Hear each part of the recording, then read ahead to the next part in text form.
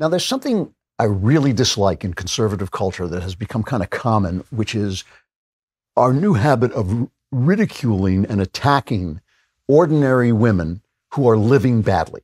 They're collecting sexual experiences and what they call a body count, and then they get confused why no decent man wants to sleep with them after they've slept with 100 guys. And they feel that they've been cheated somehow and they're being mistreated in some way.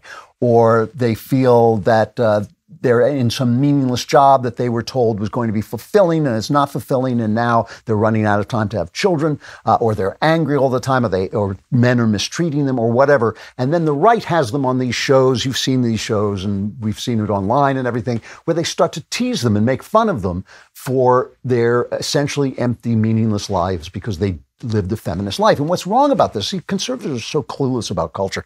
What's wrong about this is people are born into a culture, and it's the atmosphere that they breathe. They don't know.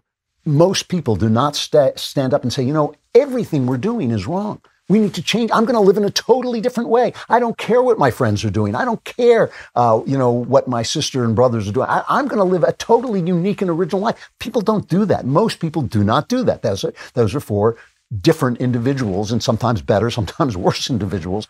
Most people live in the culture that they're at. And these girls are not to blame for feminism. They're the victims of feminism. And instead of attacking them, I think we have to create a positive culture and a positive series of images for them to live in. And I don't think we're doing it. I don't think we're doing a very good job. Some of us are trying, but not all of us, but not in the bigger way, because we too grew into this culture, and it needs a revolutionary idea to bring us into something else. I streamed a movie this week called No Hard Feelings. I don't know if you've heard of it. It was an old-fashioned kind of sex comedy. It just came out. I don't know if it did very well, but it had Jennifer Lawrence in it. She plays an Uber driver who loses her car, and she's afraid of losing her house in Montauk because Montauk is being gentrified, so people like her are being priced out. And she plays a character who's damaged by her father's absence.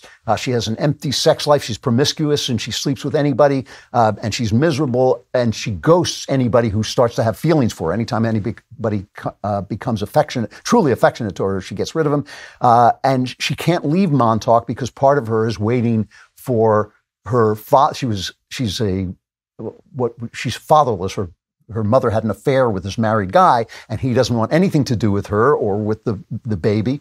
And so he never appears. And yet Jennifer Lawrence's character is sort of stuck in this house because she's waiting for daddy to come home, which he's never going to do. And she's exactly, in fact, the sort of girl that conservatives have on their shows and then yell at and make fun of.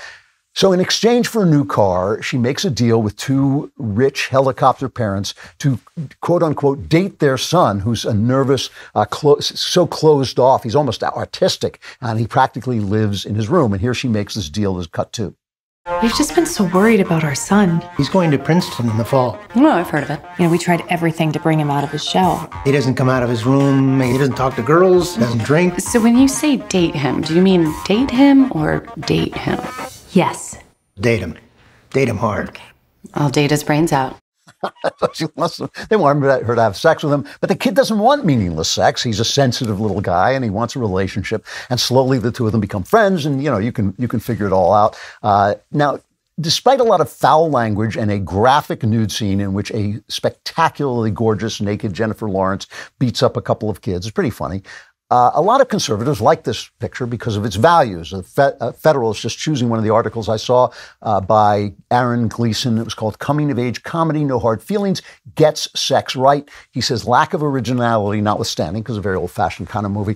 This film is interesting because of the complexities of contemporary young adult life are portrayed with such subtle despair to the point where it crosses the line from sex comedy into sex tragedy. And I actually had the same experience. After this comedy was over, I found myself actually depressed because, for instance, there's this one scene where Jennifer Lawrence, who's 32 in the movie, and so these kids, these high school kids, look at her like she's their mom. They think she's an old woman, and she walks into this teen party looking for this boy, and the teen party is depicted as this solipsistic, sexless, woke, humorless existence. Everybody is filming themselves on their own phones. Here's just a bit of it, cut one.